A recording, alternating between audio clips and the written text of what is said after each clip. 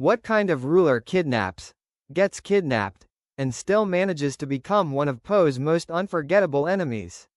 Today, we're exploring the complete life story of Jong, the wealthy and arrogant ruler whose pride constantly put him on a collision course with the dragon warrior. Let's dive into his story. Early life. Very little is known about Jong's early years, but one thing is obvious. He was born into incredible wealth and power. Jong eventually became the ruler of a prosperous territory known as Jong's Land, where he lived inside a massive palace protected by loyal guards. Unlike kung fu masters who earned respect through discipline and hard work, Jong ruled through authority, riches, and influence. He believed his status placed him above everyone else. Jong also had a young son, whom he cared for deeply. Despite his arrogant personality, his child was one of the few things he genuinely treasured. The Fung incident. Jong's peaceful rule was shattered when the infamous crocodile bandit Fung hatched a dangerous plan. Fung tricked Po into believing he was rescuing his imprisoned brother.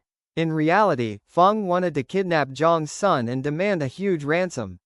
Completely fooled, Po unknowingly helped Fung break into Jong's palace and escape with the child. When Jong realized what had happened, he was furious. His guards immediately reported Po's involvement to Master Shifu, making it appear that the dragon warrior had become an accomplice to kidnapping. After learning the truth, Po felt terrible and set out to rescue Jong's son before it was too late. Eventually, Fung was defeated, the child was rescued, and Jong's family was reunited. Although Po had helped save the day, Jong never forgot that the dragon warrior had played a role in the kidnapping in the first place. A ruler obsessed with reputation. Following the kidnapping, Jong became even more obsessed with protecting his image. He cared deeply about status and wanted everyone to recognize him as an important and powerful leader. Unlike villains who relied on martial arts, Jong usually preferred to let his guards and hired muscle solve his problems while he enjoyed the luxuries of palace life. His pride often blinded him to reason.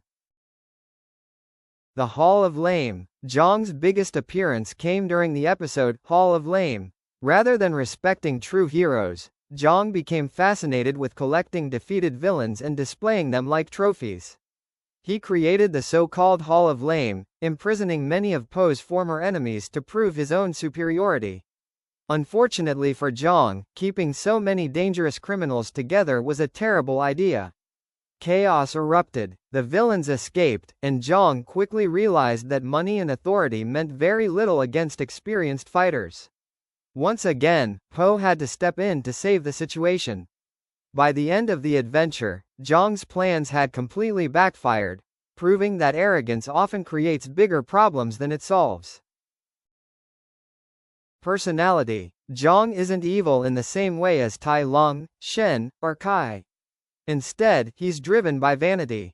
He loves luxury, enjoys showing off his wealth, and expects everyone to treat him like royalty.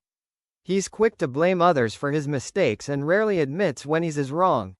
Still, beneath all of that arrogance, Jong does genuinely care about his son, showing that he isn't completely heartless.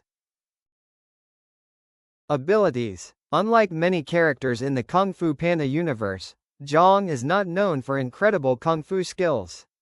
His greatest strengths are vast wealth, political influence, loyal palace guards, access to powerful resources. Whenever danger appears, Jong usually depends on others to fight for him rather than entering battle himself.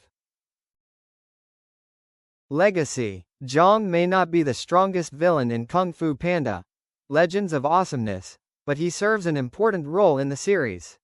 His stories remind viewers that power without wisdom often leads to failure. Whether he was accidentally dragged into Fung's kidnapping scheme or creating the disastrous Hall of Lame, Jong's pride consistently caused problems that only Po could solve. Despite his flaws, Jong remains one of the show's most memorable rulers because of his over-the-top personality, lavish lifestyle, and hilarious interactions with the Dragon Warrior. And that's the complete life story of Jong from Kung Fu Panda, Legends of Awesomeness. Did you enjoy seeing Jong's hilarious battles of pride against Po? or do you think he deserved a bigger role in the series? Let me know in the comments below. And if you enjoyed this video, don't forget to like, subscribe, and turn on notifications for more complete life stories from the world of Kung Fu Panda. Thanks for watching, and I'll see you in the next one. Also, get me to 1K subscribers, so I can do a face reveal soon.